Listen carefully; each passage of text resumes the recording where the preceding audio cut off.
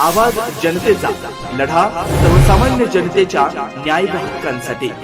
राहुरी शहरात छत्रपती शिवाजी महाराज यांच्या विटंबना प्रकरणाला 1 वर्ष पूर्ण झालं असतानाही संबंधित आरोपीचा अद्याप शोध लागलेला नाहीये।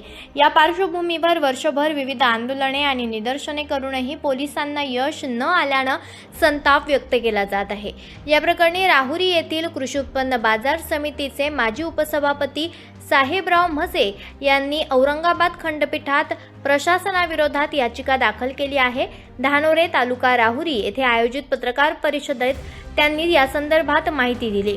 दाखल याचिकेत गृह मंत्रालय, पोलीस अधीक्षक कार्यालय अहिल्यानगर, राहुरी पोलीस ठाण्याचे पोलीस निरीक्षक तसेच तपासी अधिकारी यांना प्रतिवादी करण्यात आलेले आहे। विटंबना करणाऱ्या आरोपींचा तत्काळ शोध घेऊन त्यांना अटक करण्याची मागणी याचिकेत करण्यात आली आहे। दरम्यान ही याचिका हायकोर्टात ॲडव्होकेट हेमंत ढगे मांडत असून त्यांना डॉक्टर अथर्व म्हसे यांचे सहाय्य लाभत आहे अशी माहितीही यावेळेस देण्यात आली आहे। या पत्रकार परिषदेला धनेश्वर देवस्थान ट्रस्टचे अध्यक्ष जयवंतराव दिघे, सचिव गणेश दिघे यांच्यासह सतीश दिघे, निलेश दिघे, नंदकुमार दिघे, अमोल दिघे, सागर दिघे, सुनील मुसमाडे, शहाजीराव दिघे, राजेंद्र दिघे, जयराम दिघे, सुनील हिवाळे, अर्जुन म्हसे, आदिनाथ पेरणे आदींसह नागरिक मोठ्या संख्येने उपस्थित होते।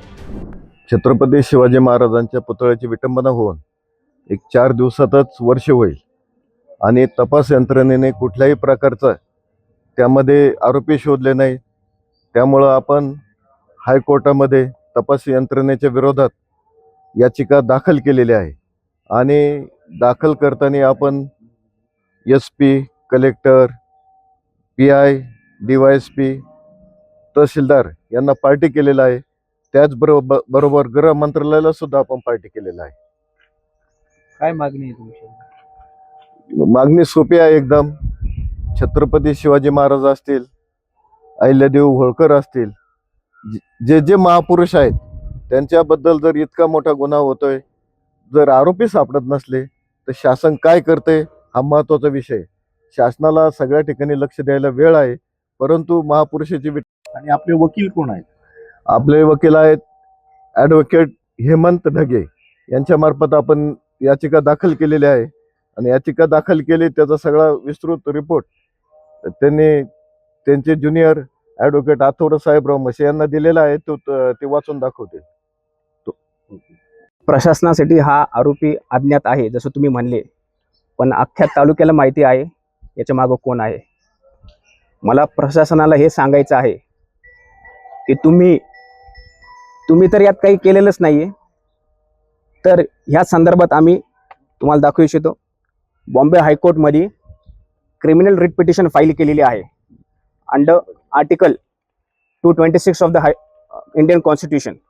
तर आता याच्यामध्ये त्यांनी काही करू नाही तर नाही करू, त्यांना नोटिसेस इश्यू होणार आणि त्यांना याच्यावरती ॲक्शन घ्यावं लागणार। They will be directly responsible and answerable to the high court. आता यात त्यांनी किती काही बळ काढायचा प्रयत्न केला, काही अर्थ राहणार नाहीये। तुम्ही त्यातले नावं समोर आणा नाही तर नका आणू, हायकोर्ट त्यामध्ये ते नावं समोर आणणार आहे। आणि आम्ही आज ह्या धानोरी गावामध्ये प्रेस कॉन्फरन्स घ्यायचं कारण असं की आम्हाला ज्यावेळेस आम्ही बघितलं की शिवाजी महाराजांचं मूर्ती स्थापन करायचं, एक तीर्थस्थळ स्थापन करायचा असा निर्णय झाला आणि त्या प्रशासनाने इतके मध्ये वाटे फोडायचं काम केलं, इतका त्रास द्यायचं काम केला की म्हणजे शिवाजी महाराजांचं जर आम्ही तीर्थस्थळ बांधत आहे तर तुम्हाला काय अडचण आहे। तेच प्रशासन आता शिवाजी महाराजांच्या ज्यांनी काळ फासला आहे त्यांना पाठीशी घालत आहे। तुम्ही हे काय करत आहे, कशासाठी करत आहात? मला एवढंच म्हणायचंय, तुम्ही आता आमच्या संयमाचा अंत बघू नका आणि लवकरात लवकर यात जे काय तुम्ही करू शकाल ते करा, नाही तर यात तुम्हाला माहिती आहे तुम्हालाही लोकांना सामोरे जायचं आहे। तुम्ही जर नाही नीट निर्णय घेतला तर आम्ही आमच्या पद्धतीने बघू की तुम्हाला कसं उत्तर द्यायचं।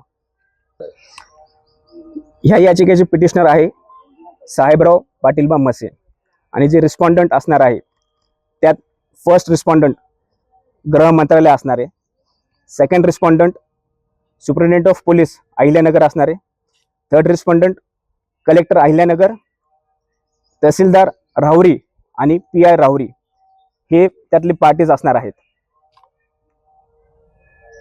ह्या याचिकेत आम्ही मागणी अशी केलेली आहे की तुमच्याकडनं तपास होत नाहीये, तुम्ही नका करू. आता high court will take the responsibility of this.